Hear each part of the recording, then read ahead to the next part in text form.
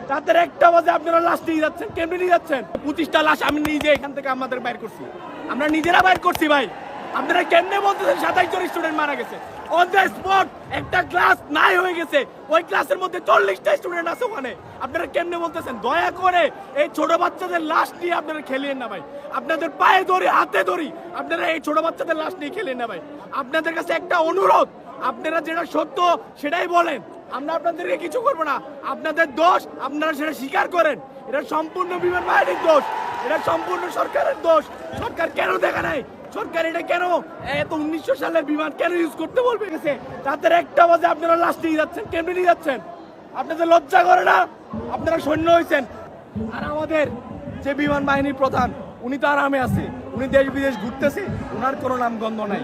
উনি ওনাদের ছেলেবেলা যা আছে, চামচা যা আছে, সবাইকে এখানে পাঠায় রাখছে। আমাদের গায়ে হাত তুলতেছে। হ্যাঁ, আমরা এখানে কষ্ট করে বাচ্চাদেরকে বাইর করছি, ওরা কিচ্ছু করে না, ওরা এখন আমাদের গায়ে হাত তুলছে, আমাদের দোষ বলে। হ্যাঁ, এটা কোন ধরনের কথাবার্তা? একটা 1900 সালের প্লেন আপনারা একজন সোলো ফ্লাইটার, যার ফার্স্ট ফ্লাইট, আপনি ওনাকে চালাইতে দিচ্ছেন।